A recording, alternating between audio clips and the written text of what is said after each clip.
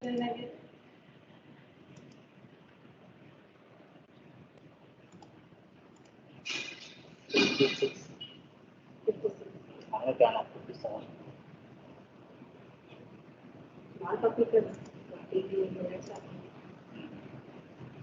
ಮಾಡ್ತಾರೆ ಒಂದು 5 ನಿಮಿಷ ಓಕೆ ಬೇಕಿರ 3 ಡಾಟ್ಸಿಗೂ ರೆಕಾರ್ಡಿಂಗ್ ಅಂದ್ರೆ ಈಗ ಇಟ್ಟೇನು ರೀಲ್ಸ್ ಅದ ಇಲ್ಲಿ ರೇಟ್ ಬಂದು start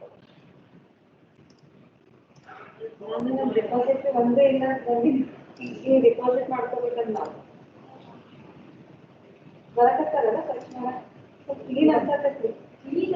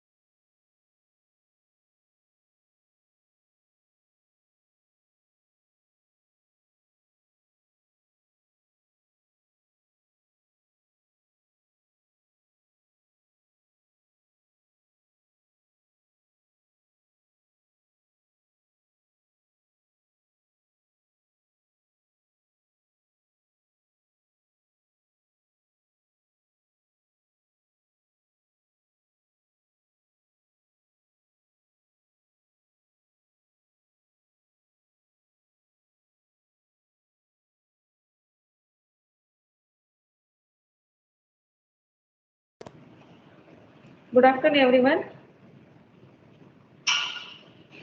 Why very few people have joined? Good afternoon. Good afternoon, ma'am. Yes. Shall we wait for a few minutes, another few minutes? Because only 62 I can see, only 62 participants. Sure, ma'am.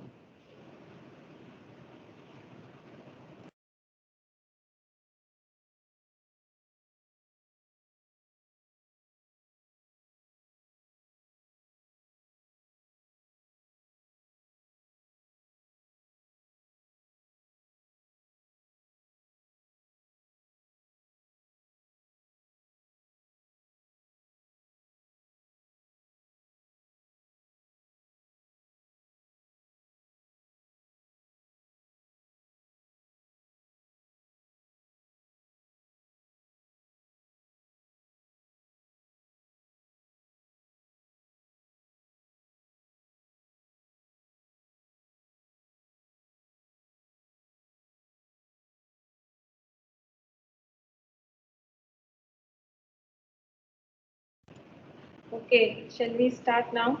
We'll begin the practical aspect of today's topic. So I will be talking on the absolute eosinophil count, how to count this absolute eosinophils. So I think in last week you have seen about how to count the DLC. You have seen about the procedural aspect of DLC, differential leukocyte count. So when we count the DLC and in that we are counting the eosinophils, then what is the necessary to count the absolute eosinophils? What is the necessity? So absolute eosinophil count gives the exact numbers of the eosinophil count. Even though we are counting the total leukocytes, even though we are counting the differential leukocytes. So here, any clinician, when he will prescribe for the absolute eosinophil count, when he sees a increased number of the eosinophils in a DLC, in differential leukocyte count, when he finds the increase in the eosinophil count in a DLC, differential leukocyte count, then he prescribes to count the absolute eosinophil count. He asks to go for the AEC, that is absolute eosinophil count. So in many times it has been revised in a theory class as well as in the last, I think, DLC also.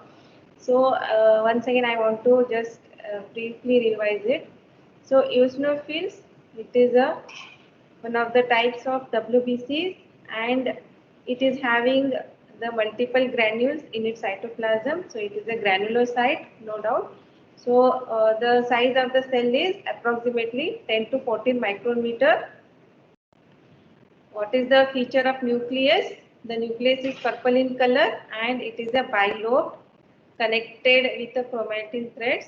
So it is a bilobed nucleus and the connecting part is chromatin strands, and it is exactly it is present at the one side of the cell, that is eccentric.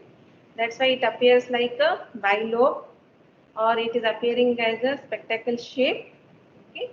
And coming to the cytoplasm, the cytoplasm is filled with a coarse type of granules. The color of the granules is red color. They are red or brick red in color. But the unique feature of this granules is they are not covering the nucleus. They are not covering the nucleus. So it can be identification mark how to differentiate between eosinophils and basophils. Okay, so cytoplasm, the cytoplasm is containing coarse, deep red color granules which are not covering the nucleus. So this is about how the eosinophils appear in a any smear. Okay, so you know the eosinophil the counts in a DLC. What is the differential eosinophil count? It is approximately how much? 1 to 6%. Means among 100 cells, we can find eosinophils in the number of 1 to 6 cells. And when you go for the absolute eosinophil count by using hemocytometer, then its normal range is 150 to 300 cells per cubic mm. So it is the normal range. What we require now for the today's practical is you should know about the normal range of AEC is 150 to 300 cells per cubic mm. Now,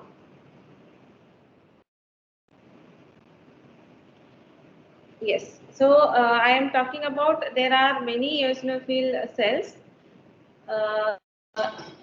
And eosinophil cells in its cytoplasm, it is containing many granules.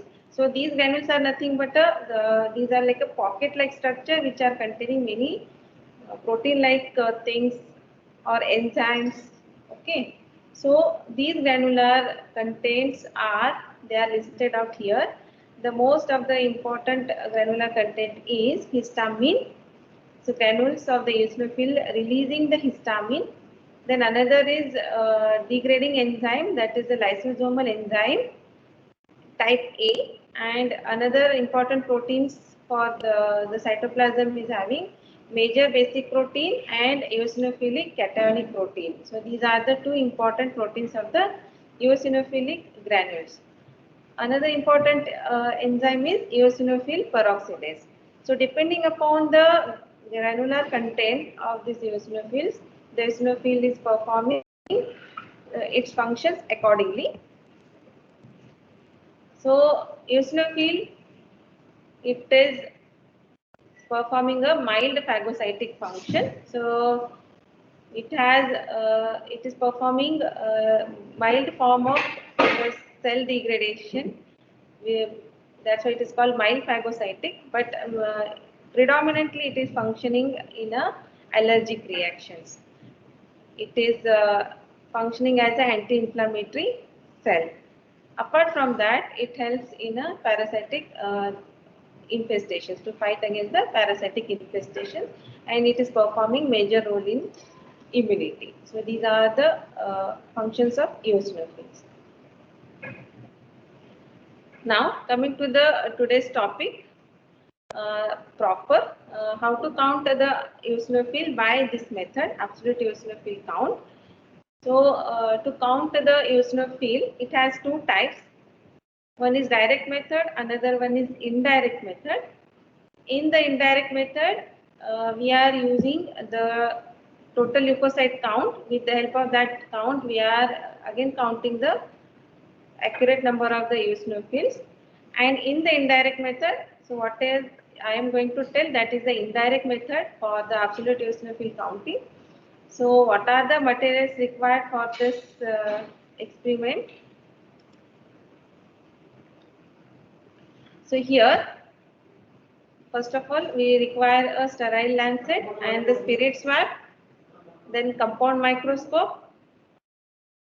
Then for this we require the Newber's counting chamber along with the cover slip, and to count the absolute eosinophil count we are using the WBC pipette and the filter paper. So these are the materials what we require. I will repeat again: lancet, sterile lancet, spirit swab, compound microscope, Newber counting chamber with cover slip and the WBC pipette and the filter paper. And what is the dilution fluid we required is pilot solution and Dunger's fluid. So in our lab we are using this dilution fluid, that is it is shown in this figure. It is a pilot solution we are using for this practical purpose primarily. Okay. So what this pilot fluid contains, these are the contents of the pilot fluid. If pilot fluid is not available, other than this we can use the Dunger's fluid. We can use the Dunger's fluid. So in Viva, examiner may ask you which is the dilution fluid we can use for the absolute eosinophil counts. So you should tell that primarily we can use the pilot fluid, which are we are using routinely. If it is not there, we can use the Dunger's fluid also. So let us see what are the contents of this pilot fluid. The first important content is floxine. So floxine, it is having the 10 ml in this solution. Content of this floxine is 10 ml. So role of floxine is, it is used for the staining purpose. Then propylene glycol, its content is 50 ml and its major role is it is lysing the RBCs. It is lysing the RBCs. Then sodium carbonate, it is having 1 ml content in this pilot fluid, and the role of sodium carbonate is it is lysing up the other than the eosinophil, it is lysing the WBCs and all, and it enhances the staining. Apart from that, very important agent of this pilot fluid is heparin. So heparin, you know, it is having the anticoagulant quality. So heparin is used in this pilot fluid, and the amount of the heparin is 100 units. Amount of this pilot fluid is 100 units. And to make a solution, the distilled water is used, and it is used to make the entire solution till 100 ml. Till 100 ml. So this is the pilot fluid. Okay. So what is the difference between pilot and Dunger's fluid? Only two components are different. The Dunger's fluid is having eosine instead of the floxine and acetone instead of the propylene glycol. So only these two agents are different in the Dunger's. Remaining three are common, like sodium carbonate, heparin and distilled water. They are common in the Dunger's fluid. So what is the difference between pilot fluid and Dunger's fluid? Here, instead of floxine, we are taking eosine, and instead of propylene glycol, we are taking the acetone. So this much is the difference. Now, how to start this practical, you know very well, because you have learned in counting of RBCs and WBCs. So you know how to prick. So under aseptic precaution, we are pricking the index. We are picking the ring finger, the pulp of the ring finger, or you can take the index or middle finger also. But routinely we are using the ring finger. So apply the spirit swab and allow it to air dry. After it is completely air dry, you are going to prick with the help of sterile lancet, and your prick should be the single prick and bold prick, so that maximum amount of blood is accumulating over the finger. Okay, so this is how to prick. Then after properly pricking, what you are doing the pipetting. Okay, So as I told, for the pipetting purpose, we are using the WBC pipette. Okay, so here little difference is there. Whenever we are using the WBC pipette for the absolute eosinophil count, once a standard pricking is done, we are collecting the blood till the 1 mark, not till the 0.5 mark. We are filling the blood till the 1 mark. Immediately after, we are taking the pilot's fluid. How much? Till the 11 mark. Okay, 11 mark. So the difference is this much only. For the WBC counting, we have taken the blood till 0.5, but here for the absolute eosinophil count, we are taking the blood till the 1 mark and the pilot fluid till the 11 mark. Okay. Once we take the pilot fluid, then we have to mix it properly without spilling any solution outside the pipette. By holding horizontal, we are mixing it. After that, I said in the materials about the filter paper. So make a three-fold layer fold of this filter paper and make it wet and wrap it. Wrap it to the entire WBC pipette. There are two reasons why we have to wrap it, because after wrapping, we are waiting for a 15 minutes. Once you wrap it with a wet filter paper, wait for a 15 minutes. So what is happening in between these 15 minutes? We are like allowing the stain to enter in the cells. The staining process will enhance within that 15 minutes. So eosinophils will get properly stained, and there is ample of time to lyse the RBCs and other WBCs than the eosinophil. Apart from that, the pilot fluid is having the volatile in nature. To avoid that volatile, means that evaporation, to prevent that evaporation, we are wrapping the wet filter paper around the WBC pipette. So this is the reason why we are wrapping the wet filter paper around the pipette, WBC pipette. So it can be a Viva Voce question for you, why we require to wrap with the wet filter paper around the pipette. So you should tell, by wrapping it, we are preventing the evaporation of the important contents of the dilution fluid. Along with that, we are why we are waiting for 15 minutes is because we are allowing to get the cells stained properly and the lysis of the RBCs and other WBCs than the eosinophil. So this is about pipetting. So how to count this dilution factor? You know very well. The final volume achieved divided by the original volume taken. So final volume, how it is achieved? 11 minus the one part, that is 10. 10 divided by how much is the original volume we have taken? The one part, the stem part. So that is 10 is to 1. So your dilution factor is 10 is to 1. Now, once you are done with the charging, pipetting, now go for the charging process. So you know what is meant by charging. So applying or placing the diluted fluid. Now we can tell the diluted fluid means diluted fluid is nothing but the blood along with the pilot fluid. Okay. So that diluted blood, when we place over the Neubauer counting chamber, that process is called charging. And once you place the drop, you have to gently cover that drop with the cover slip. Now, once you are done the charging, so focus on here. Even though we are taking the WBC pipette, we are focusing all the 9 spheres of this Neubauer chamber. We are not only focusing only the corner WBCs. We are focusing on entire 9 chambers. We are focusing on entire 9 chambers of this Neubauer counting chamber, like WBC boxes. These are the parallel grids. This entire one box.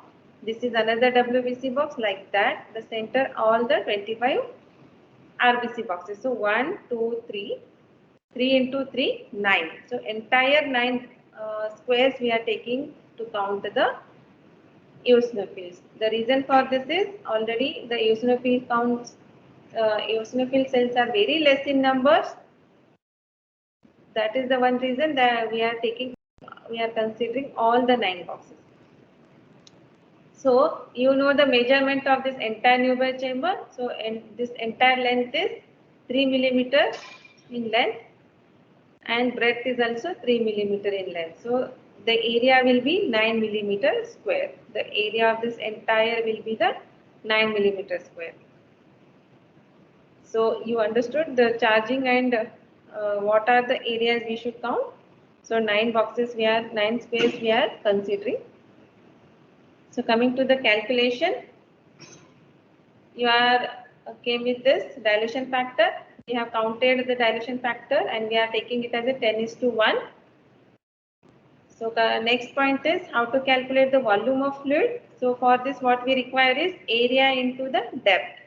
So how much is the area of this squares? It is 3 mm into 3 mm, that is 9 millimeters square is the area of all the 9 boxes. Then depth of the chamber, you know the distance between the cover slip and the Newberg chamber is 1/10 mm, or it is read as 0.1 mm also. So volume will be area into the depth, that is 9 into 1/10, that is 9/10 mm cube. So this we have derived as the volume of this Newberg chamber. Okay. Now coming to the actual calculation of the AEC with the help of those calculated parts. So let us consider N, the total number of eosinophils. N will be the number of cells in a 9 square, that is N/10 mm cube of the diluted blood. So total number of eosinophils in 1 mm cube of undiluted blood will be N into dilution factor and divided by this 0.9 mm cube. So here 0.9, that is 9 in is converted, like 10 will be going to this upside. So N into dilution factor 10 and 10, that is 100 N divided by this 9. This is the final calculation. This is the final calculation. So your final derived formula is absolute eosinophil count is equal to 100 N divided by 9. 100 N divided by 9. So this is your calculation formula. Now you have understood how to count the absolute eosinophil count. Once you are done with this calculation part, so how to report it? So reporting for this N calculation, you can draw on all the 9 boxes, and in each box you focus and count how many cells are appearing in that box and write those number, and entire 9 boxes cells are the addition of all the cells is giving N number. Okay, so put that value in this and derive the absolute eosinophil count. So how to identify the cells under the microscope? You are adjusting microscope with the 10x also, 40x also. Whichever is convenient for you, you can go for that. But better is the cells are good. It is nicely visible under 40x only. So you can prefer anything. So how these cells will be appearing? You know the characteristic features. The cells are granular and it is having the eccentric nucleus. So exactly cells will be looking. It is appearing in the microscope. Another feature is whenever you are like using the fine adjustment, the eosinophil count, eosinophil cells will be appearing as a half moon shape or crescent shape. Okay, that you can use as the identification mark to see whether it is exactly eosinophil is there or not. So crescent shape cells will be appearing when you change from coarse adjustment to the fine adjustment. Okay, so that is one of the identification mark. Anyhow, when you come back again, we will be doing this. We will be showing you a demonstration. After that, you can doing on your own. So this is one of the way how to identify the eosinophil count. So coming to the variation, you know very well about this term. Increase in the eosinophil count is known as eosinophilia, and decrease in eosinophil count is known as the eosinopenia. So what are the conditions where you can find the eosinophilia? So pathologically, usually physiologically, eosinophil count will not increase. It is very rare, but pathologically there are, yes, there are many conditions like allergic conditions. For example, bronchitis, bronchial asthma, or hay fever. In such conditions, eosinophil count is increasing. Then some parasitic infestations. In such infestations, the eosinophil count is getting increased. And urticaria, again, it is some kind of allergic conditions. Skin rashes will be there in such allergic conditions. So in such patients, the eosinophil count is increasing. And another one is scarlet fever. So these are certain pathological conditions where you can find the eosinophil count more. Then the eosinophilia, where the count is decreased. So physiologically, there are very rare examples to tell for the eosinophilia, but pathologically, when the person is undergoing ACTH therapy, in such patients, such hormonal therapy, the person's eosinophil count get decreased. So you can assess this ACTH therapy by doing the Thorne test. It is an old method where they used to identify this eosinophilia. Nowadays they are not using, but ACTH therapy, when the eosinophil count is decreased, when there is a eosinophilia, they used to assess by the Thorne test. Okay. Then stress. Stress is one of the cause which can reduce the eosinophil count. So stress, it can be a mental stress or physical stress that can cause the decrease in eosinophil count. And there are certain acute pyogenic infections. So certain pyogenic means fever generating infections that can, pus forming infections that can cause the decrease in the eosinophil count. So these are certain applied aspect of this eosinophils. So go through this. It is a likely viva voce questions. So if you are getting this as a practical during examination, you should able to tell these answers. Okay. So this is one of the major practicals. If you have any doubt, you can ask me now.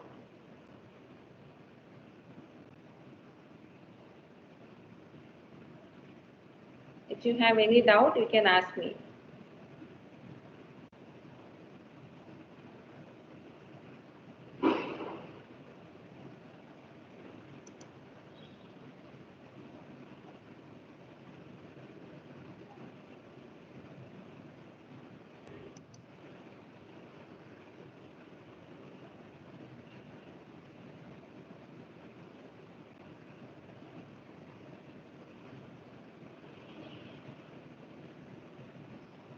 Yes. You don't have any doubts?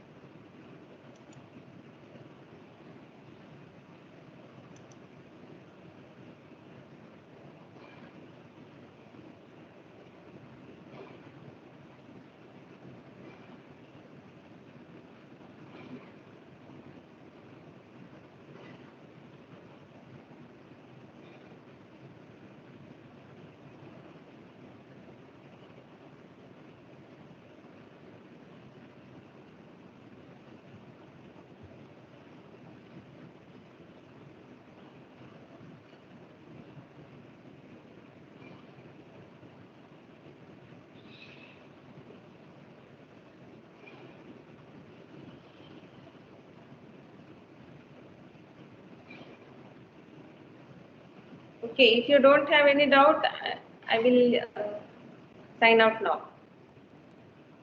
If you want to discuss, you can discuss now.